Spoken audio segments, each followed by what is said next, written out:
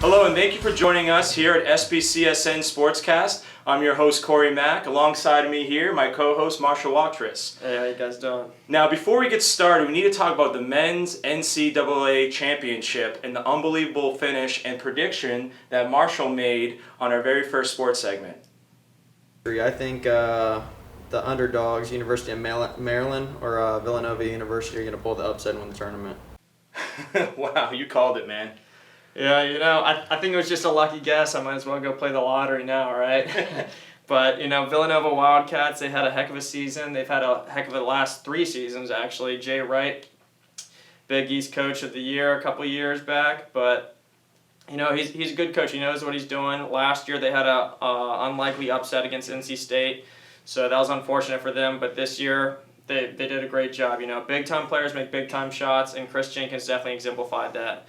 I don't think you'll have to pay for another Philly cheesesteak again in Philly. So, I'm happy for the Wildcats, and it's well-deserved. Yeah, well, it was an unbelievable game, incredible finish, probably one of the best to ever go down in history. So, yeah, great job on that call, Marshall.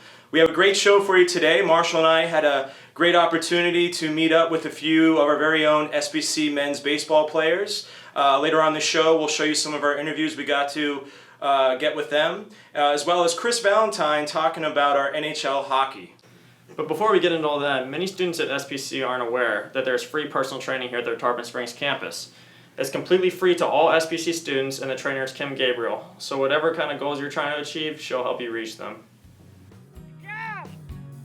My name is Kim Gabriel, and I'm the personal trainer for St. Petersburg College Tarpon campus. Every student has a different need, and when a student first joins or comes in and wants to work out, I interview them. Ask them what their goals are, what they want to do. If they want to lose weight, gain weight, get stronger, get thinner. I get a program specifically for them, whatever they want to do. We also have a group that, we set up obstacle courses, we roll tires. It's all what the students want to do that day. And I'm here to facilitate it, and I'm here to make sure that their technique is proper, they're not hurting themselves, and they're learning. Come on, Sean. Basically, what I like to do is motivate them and give them an outlet. And it's not a required course. It's not something they have to be in it, but it grows on them. That's why the program keeps getting bigger and bigger, because they come in before a test and work out and get that stress off their shoulder, go take their test and pass it. So I've always been a motivator. It's always positive in this. There's no negativity whatsoever.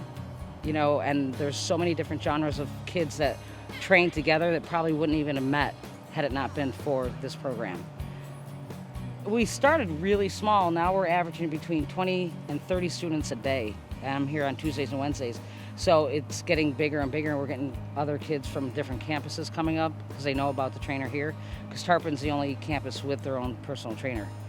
Like I said, it keeps growing and growing. So I would love more people to join in. I just think that this whole program is great for the campus. It's great for the students.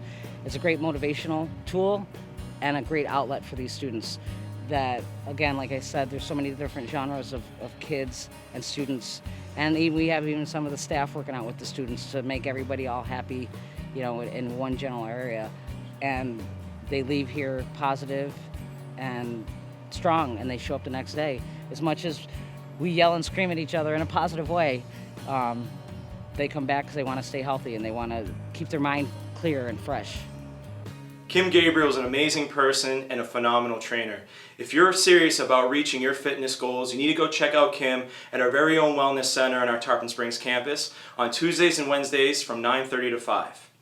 As I mentioned earlier, Marshall and I had a great opportunity to meet with a few of our very own SBC Men's Titans baseball players, Chris Bush, Alex Hansen, and Bubba Hollins. Check out the highlights of our interview. Joining me is SBC Men's Titans baseball team third baseman Bubba Hollins, sophomore. How you doing, buddy? I'm good. How are you? Thanks for joining me, Bubba. No problem. What do you love most about the game of baseball? Just the fact that you come out here every day and just grind. I mean, it's not like football where you play once a week. Come out and play every single day. It's the best game. Cool.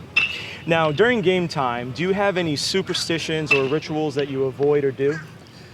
I mean, every day I have a certain routine that I follow. Yeah, usually like take a nap before the game when I can, listen to the same songs that I do, and when I get to the ballpark, I have my pregame routine and on deck routine. Yes, sir. What age did you start playing the game of baseball? I was 3 years old when I started playing. Wow, 3. Wow. I'm out here at Jack Russell Stadium with sophomore outfielder Alex Hansen. Alex, tell me a little bit about yourself. Where'd you play high school ball at? I played high school at George Steinbrenner High School in Leeds, Florida. Nice. How long you been playing for? I've been playing since I was like 5 years old, since I was a little kid. I played ball down in West Boca Raton, Florida. I attended West Boca High School, and I was at West Boca High School. I played shortstop, and I'm a utility guy, so coach can play me wherever he wants. He's got me out here in outfield and just doing whatever I can to contribute to the team. There's less than a month left of the regular season. How do you feel currently on where your team is standing? I mean, I'm feeling pretty good about where we are right now. I mean, we just got to grind out these last games that we have, and we should be in the playoffs. We're doing pretty good, I feel like. Nice. You guys in the playoff hunt? Yeah, we're definitely. We're like right 1 game behind the first place team, so we're in second place in our conference. So should be good. The team's been looking good so far. We're 1 game out from first place. We actually play the first place team today. Hopefully we can take them down, meet them in the first place rankings. Me personally, I've been just really trying not to do too much, trying to find a way on, do what I can for the team. That's the main goal, is winning games. Now, as far as the near future, what is your degree-seeking major, and where do you plan on transferring after SPC? I'm going to be going to St. Bonaventure University after this and be studying business there, probably marketing. Cool, very, very cool. Well, Bubba, thank you so much for your time. Good luck tonight. I know you're going to get the W against Polk State, so we appreciate you, and we look forward to seeing you in the near future. Thanks for having me. I appreciate it. All right, thanks, buddy. Thank you. We had an awesome time interviewing the players. You know, Chris and Alex, I really enjoyed talking with them. I liked how they took the time out of their day to speak with us. I know they have really busy schedules as student athletes, but I had a great time with them. How about you and Bubba? Absolutely. I had a great interview with Bubba Hollins, classy ball player, very humble team player. Very excited to see how the Titans do in the rest of their season. Up next, now we're going to move over to Chris Valentine talking about the latest on our NHL hockey. Thank you, Corey.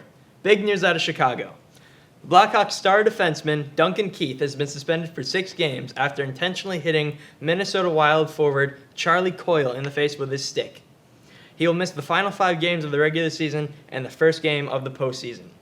This isn't the first time Duncan Keith has done something like this. He did it in 2013 in the Western Conference Finals after hitting Los Angeles Kings forward Jeff Carter in the face with his stick again.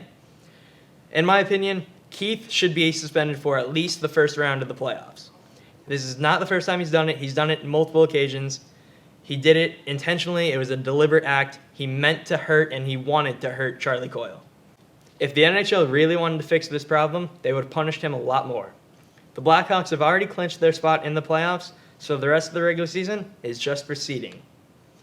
The fact that playoff games mean more than regular season games shouldn't matter in this instance. They should punish him accordingly. I want to talk about something that involves hockey, but is much bigger than the sport itself, much more important.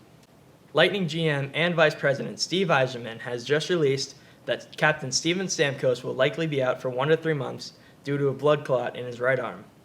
The Lightning will definitely need him if they want a chance at the Cup this year, and Stamkos is also a free agent after this season, and he will need to come back and play at a high level if he wants a chance at a big deal. But that is obviously the least of anyone's concerns right now. Stamkos will undergo vascular surgery this week, and we hope for a speedy recovery. With SPCSN, I'm Chris Valentine. Thanks, Chris. That's terrible news about Stamkos. It really hurts the Lightning in the playoffs, but like you said, Stamkos' health in the long term is a lot more important than the game, so we hope he has a speedy recovery. That's all the time we have for today. I'm Marshall Watchers. And I'm Corey Mack. Thanks for joining us, guys.